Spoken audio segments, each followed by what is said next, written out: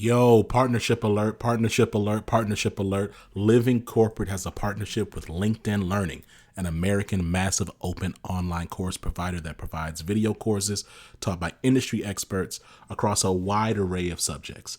Now, the partnership is because Living Corporate has courses on LinkedIn Learning focused on diversity, equity, inclusion for leaders, career professionals, and anyone really looking to upskill themselves and be better allies. So make sure you check out our courses on LinkedIn Learning by clicking the link in the show notes. And let's just say you don't want to do that. When you go to LinkedIn Learning on LinkedIn, search Living Corporate. We'll be right there. All right? Peace.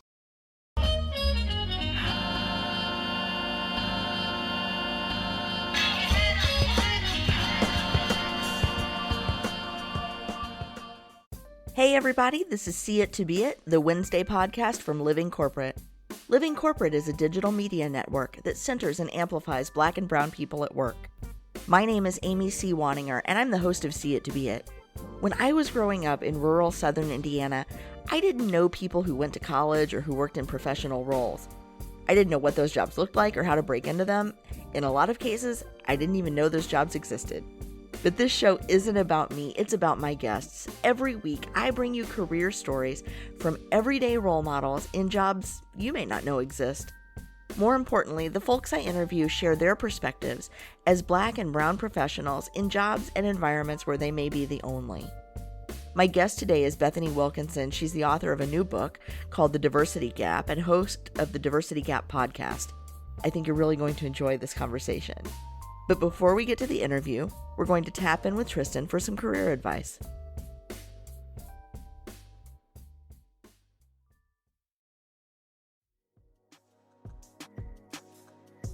What's going on, Living Corporate? It's Tristan of Layfield Resume Consulting, and I'm back to bring you another career tip. The COVID-19 coronavirus has flipped the way we work on its head. Many places are shutting down, and the majority of those that aren't closing are moving to a work-from-home model.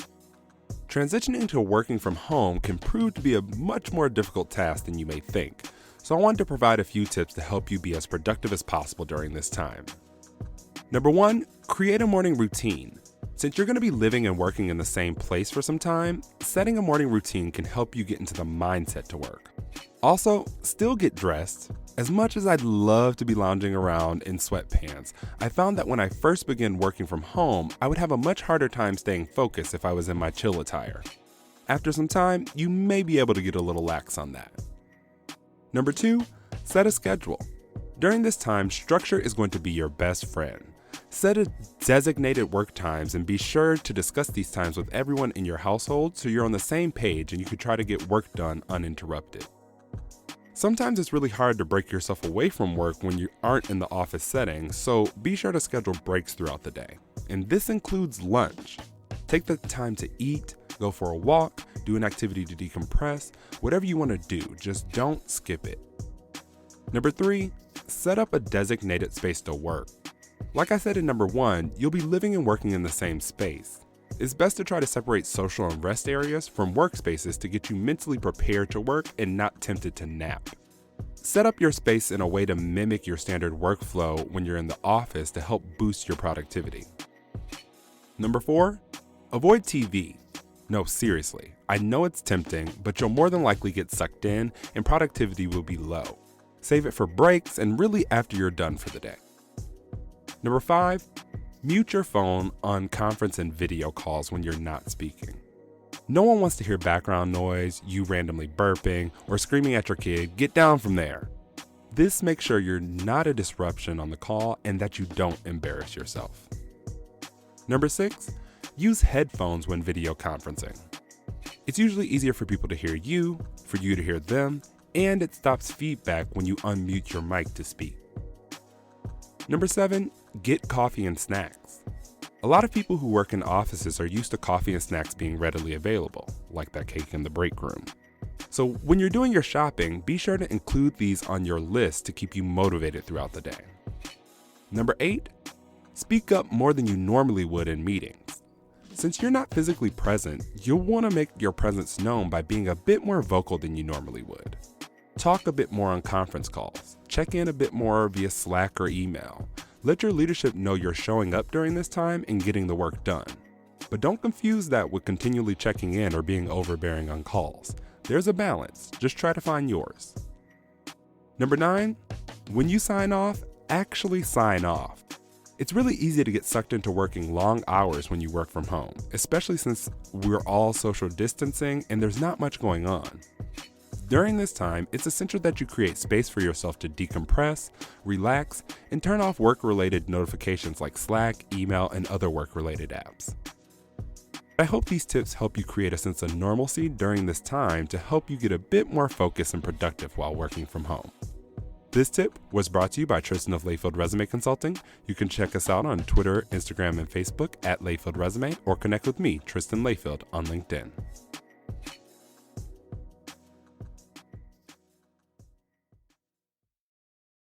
Living Corporate is brought to you by the Liberated Love Notes podcast, part of the Living Corporate Network. The Liberated Love Notes podcast is a starting point for integrating self and community affirmations into your daily practices.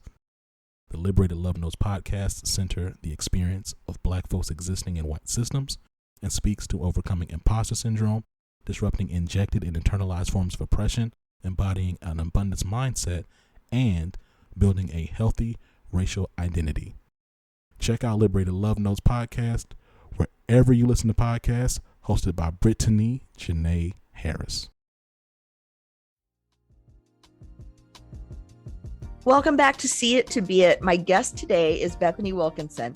Bethany is a writer, researcher, and social entrepreneur who has dedicated more than a decade to exploring the intersections of community, racial justice, and social change. She's the host of the Diversity Gap podcast, and she has a new book coming out in October, The Diversity Gap, Where Good Intentions Meet True Cultural Change. In her book, she provides a leadership framework for shifting organizational cultures from one that has good intentions for racial diversity to one that bravely participates in creating cultures of the future. Bethany, I am so excited to have you on the show. Welcome. Thank you. I'm happy to be here. In the pre-talk, we were talking about what do we want the format of the show to be today? Because you're a little bit different in that a lot of times when I interview people, it's tell me all about your career. And so even though Bethany is like on this world tour to promote her book, we are really going to stick to the format of the show and talk about her career because that's an important part. It's an important driver of why the book was necessary. Is that correct? Absolutely. 100%. Yes. Our stories and the work that we do, they're all intertwined. And so I'm excited to dive in. Wonderful. So let's start with, what did you set out to do in your career at the very beginning? And how did that evolve to where you are now? Great question. So I am and have always been a very curious person, very curious, very creative, and very hardworking. And those three things together led me to try everything. So when I was in college, I majored in education as well as in community building and social change because I was thinking, you know what, I want to change the world. I've got big questions. I want to make a difference. And being trained to understand education, it was more like an educational studies program. So I wasn't trained in how to lead a classroom or teach students. I was trained in understanding the history of education. So I thought that would be helpful. And then with community building and social change, I learned about asset-based community development. So how do we come alongside communities and perhaps under-resourced people and help them be the heroes of their own stories and solve their own problems and alleviate poverty in their context on their terms. And so education, community development, that's what I was interested in. And I brought a lot of creativity and curiosity to that. Now, that being said, I don't know that I had a clear idea of what that would mean because I was just taking the next step in front of me. When you're doing community-based work, you meet lots of people, they have opportunities, you try this, you try that. And I just kept following that line of curiosity and creativity. So I was an intern for a few nonprofits because they were doing the work that I wanted to do in the communities that I was a part of. And then I started a farming company with a friend. It was an economic development enterprise. And so we built this farm on a big parking lot in South Atlanta. And then I tried that for a little bit. And then I got into organic gardening. And then I got into a more traditional nonprofit. So I was just following the rabbit trail, and I'm very surprised in many ways that I've ended up here doing the work that I'm doing today with the diversity gap. I love this circuitous path that you've taken of just putting one foot in front of the other and not really looking at the horizon so much, just following your feet. Tell me a little bit about the work that you're doing now with the diversity gap. Yes, the diversity gap is really, it started out as a research and passion project. I was working in a nonprofit. I'd worked in a few nonprofits at this point. I was often the only Black person and super often the only Black woman in those environments. And I had all of these experiences as other Black women might understand, and other women of color even. And so I just wanted to understand this gap between people's good intentions for diversity, the impact of those intentions. So it started out primarily as research. I started a podcast, I interviewed lots of people, and over the years, it's turned into a little bit more of a content platform. So I decided to take all of the research that I'd aggregated and put it in the format of a book. And then I also teach the contents of that book and just core learnings from my research in a workshop called the Diversity Gap Workshop. So it's mostly content creation and then coming alongside organizations that are on their change journeys and really trying to meet them with stories and frameworks to help them move along as they seek to increase diversity, especially racial diversity and racial equity in their organizational context. What kind of organizations are you targeting with this message? Is there a particular vertical that you're in? Are you focused on not-for-profits or commercial enterprises? What's your sweet spot? My sweet spot's with nonprofits and other value-driven organizations. So social enterprises and nonprofits are definitely my lane. I think that's so important because not-for-profit work, many people see it from the outside as being altruistic in a lot of ways. Nonprofits are real gatekeepers in our society about who gets access to resources, how those resources get access, who's let in, right? Nonprofits live on that boundary of who's in and who's out and really control a lot of flow of resources, materials, opportunity. And I'm wondering if you can talk just a little bit about that. Yes, I think that's definitely true. And I haven't thought of it in those terms necessarily, though I will after this conversation, because I think you bring up a really great point. I would say the reason I have focused on nonprofits is partially because that's been my experience. I want my work to come from a place of lived experience for myself. So that's part of it. The other part of it is that for many organizations, they will treat people poorly for the sake of accomplishing some other goal outside of themselves. And I really want to inspire and encourage organizational leaders to be reflective not only about the good impact they are hoping to do in the world, but the impact of their organizations on the literal people in their offices and on their teams, because I just think there's room for greater alignment there, that people would experience greater, not only inclusion, but respect and dignity and support in their workplaces as they lend their talents to these nonprofit organizations and the good that they hope to do in the world.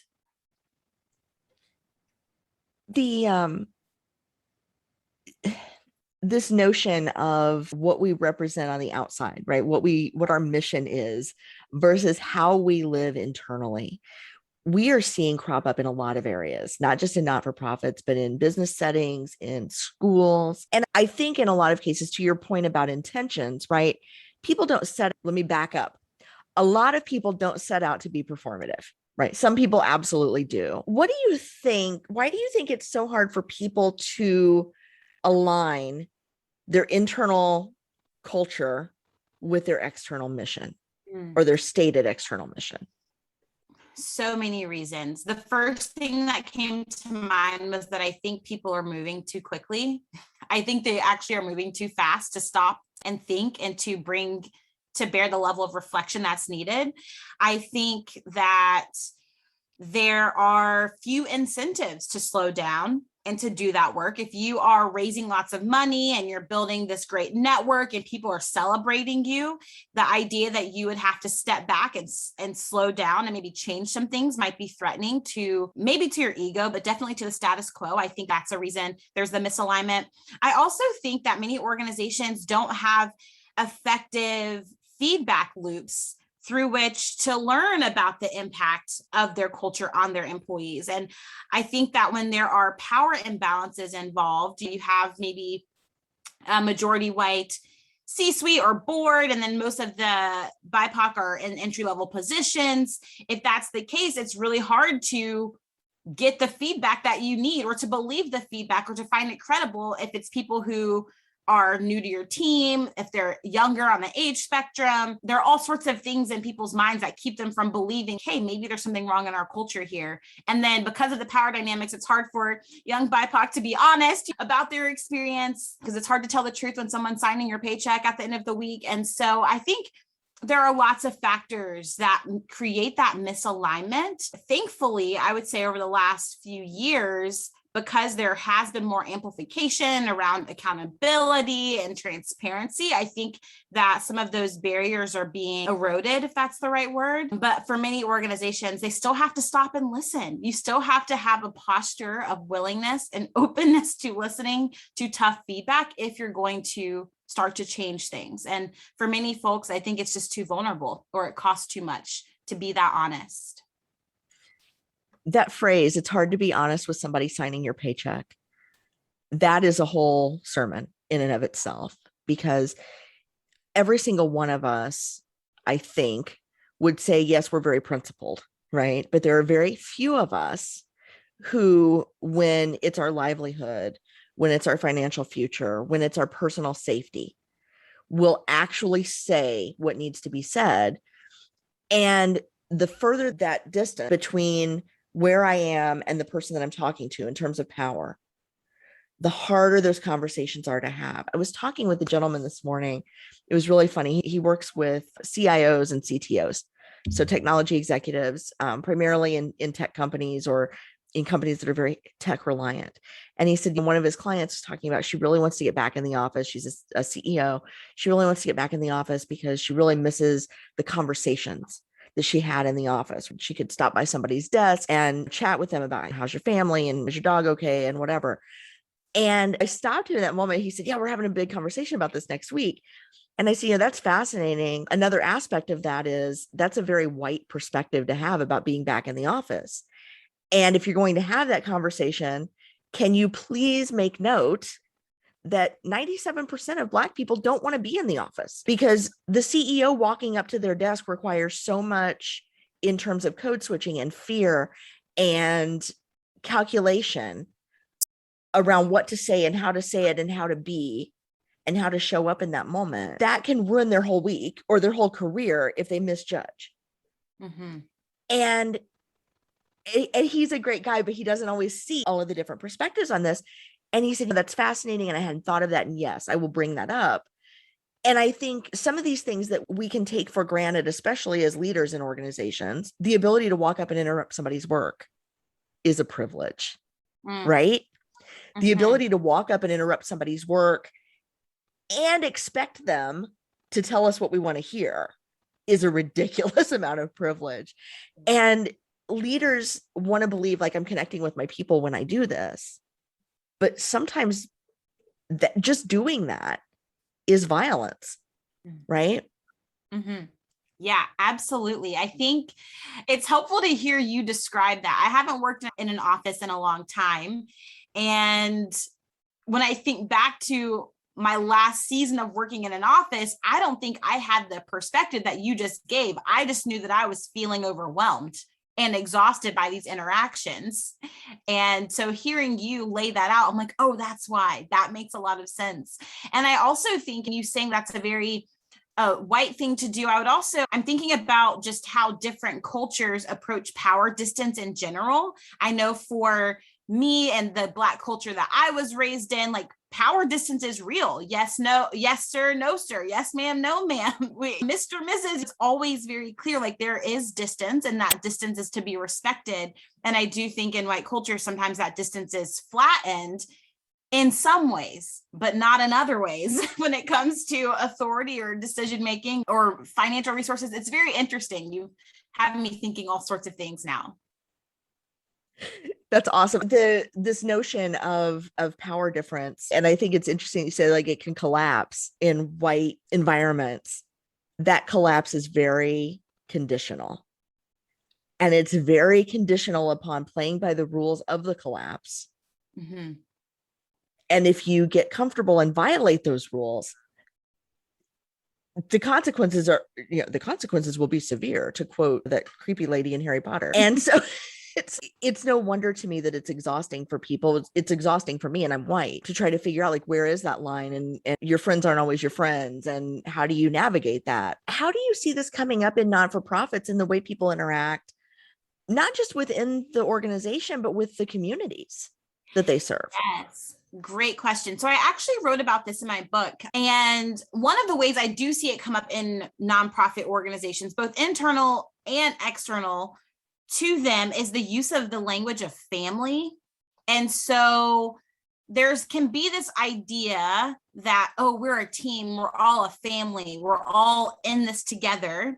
And similar to what you're describing, that is very conditional. And the moment any one of those boundaries or ideas, spoken or unspoken, are threatened or just not, if people don't comply, then suddenly that familial thing, that familial quote unquote family bond disintegrates, and you've got lawyers involved, and all of the rules of the institution collapse on you really quickly. So that's one way I see that dynamic play out in the organization. And then sometimes with the community at large too, we're thinking, hey, we're all here to do a good thing. Let's build this multi-stakeholder initiative. But people's ideas about who should be in charge and about who gets to do what with the money and who's trustworthy and who's not trustworthy, all of those same ideas emerge when we try to build partner in a community, in a city, whatever it might be. And so those same habits, those patterns of mind, what I'm really trying to get at with the diversity gap, especially when we talk about organizational culture and some of these relational dynamics, is like, hey, if you aren't doing the work as a leader to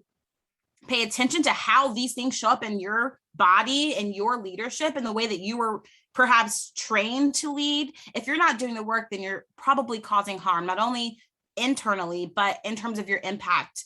And if you don't have those feedback loops, those trusted circles to hear what's really going on, you can spend your entire career thinking you're, changing the world without ever addressing all of the harm and all of the bodies that are in the wake of that leadership. We have to be thoughtful, we have to be reflective, and we have to listen to that hard feedback.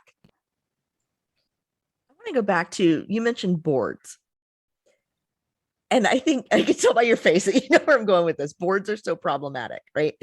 Because boards are, especially in nonprofits, they are typically volunteer positions held by people who have power in other facets of the community, who also are unencumbered by responsibilities that would prevent them from serving on the boards, such as day-to-day childcare responsibilities, poverty, these kinds of things, right? What can nonprofits do, or how can nonprofits approach their board selection to be more equitable? And I asked this specifically, I'm going to give you a little backstory here on where this is coming from. I had a not-for-profit reach out to me. They said, wow, we're really having a hard time coming up with people, finding a diverse slate of directors for our board. And so I asked them to tell me a little bit more about that. Right? What are you doing? And so they said, well, it's basically the problem is like our whole board's white, but we serve a Black community. And I said, okay. And I said, why would somebody want to be on your board? And they're like, to help further our mission. I'm like, what are you asking of people to be that are on your board? Well, they have to do this and this. I said, and so let's say I'm in this community that you're seeking, you're telling me this is your target population of people that you serve, right? It was like young, inner city, predominantly Black youth who needed a creative outlet, without giving too much away about what organization it was. And I said, so let's say you're the parent of one of those kids. What would you get out of being on that board? And they could not answer. They had and they're like, yeah, we need to go do some work and come back. So I'm curious what your advice is to someone who's in that situation where they're like, we want this representation, but we just really don't know what we're offering. Yeah, I think your question is great. What would they get out of being on this board? My thought was, it came to mind, there's a woman who leads a nonprofit and company. I think it's two things. And she always says, don't solve a problem about them without them, or something along those lines. Just the importance of having people who are experiencing whatever the issue is have not only a seat at the table, but go to their tables and see what solutions they already are cultivating and see if and how you can add value in those contexts. So I'm a big fan of having representation from the community that you seek to serve. But in doing that, to your point, you have to really reimagine the whole thing. What are they getting out of it? What time of day is this happening? How long is the commitment? I think you have to get creative and be willing to release your old expectations of what a board does and how it works in order to make space for this new way of being and to prioritize that representation over perhaps the comfort, the prestige of having this board of people with a lot of privilege. And I know that gets messy because we're talking about resources for the sustainability of that nonprofit. Oftentimes board members are expected to contribute substantially to the mission of the organization, which in and of itself is likely problematic depending on the nonprofit you're talking about. I also think that for some organizations, if they get into the weeds of really increasing representation from the communities that they serve, they might find that their nonprofit doesn't really need to exist, which I think is another painful point of acknowledgement for leaders who have invested their careers in sustaining these nonprofit enterprises. Yeah, those are some of my thoughts. That's profound. This notion that maybe we shouldn't exist, or maybe we shouldn't exist in this configuration, or maybe we should rethink this from the ground up and maybe not be in charge of it anymore, I think is terrifying for people who are used to be in charge of things. And also probably not just terrifying from a standpoint of not wanting to cede power, but also a little terrifying from their internal perceived value. As people, who am I if I'm not better than someone else? Who am I if I'm not leading someone else? And I think that can be really complicated for people who have grown up in a society where that's what's valued. Yeah. Increasing that power distance makes you more valuable. Mm-hmm. And so how do we collapse that without ceding some of our ego? And I think the answer is you probably can't.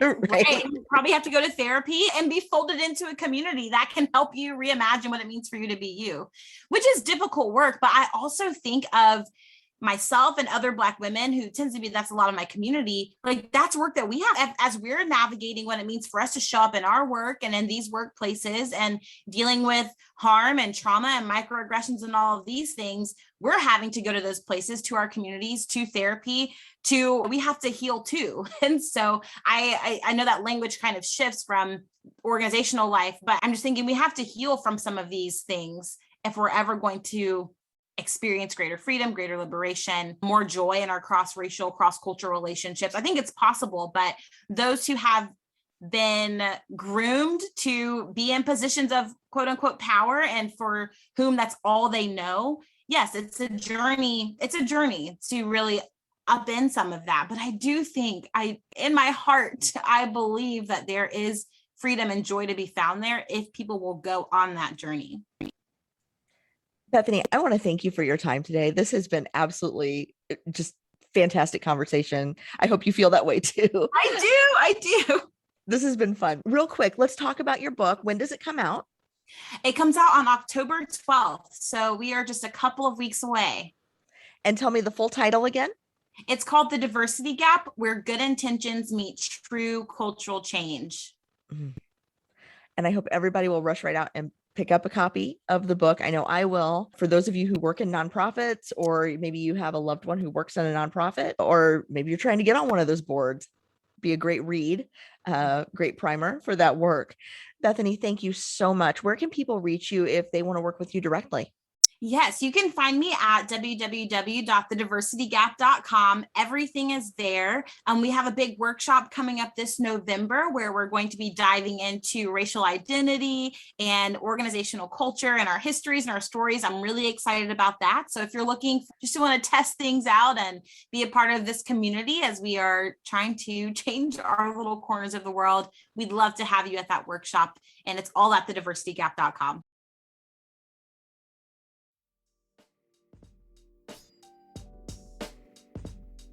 Isn't Bethany awesome? What I love about talking to her is I come from a corporate space and she comes from a not-for-profit space. And while those two things seem very far apart culturally and, in terms of the mechanisms and the operation, they're really not that different. And it's nice to be reminded of that sometimes our experiences in professional spaces are transferable and maybe a little more universal than we expect. If you enjoyed this episode, don't forget to subscribe to Living Corporate, share us with your friends and colleagues, and you can really help us out by leaving us a 6-star review wherever you get your podcasts. Maybe you're looking at your app right now thinking, Amy, there are only 5 stars here. Okay, give us all those stars, but then go the next step by leaving a couple of sentences in your own words, telling us what you liked about the guest or the episode or the series. Don't forget to visit living-corporate.com to learn more about our other podcast videos, web shows, and more. See It to Be It is brought to you in part by Lead at Any Level, a certified woman and LGBTQ-owned business dedicated to helping organizations transform their reclusive nerds into inclusive leaders. Lead at Any Level. Leaders can be anywhere and should be everywhere. Learn more at leadatanylevel.com. That's it for this episode of See It to Be It. This is Amy C. Wanninger, and I'll see you next week.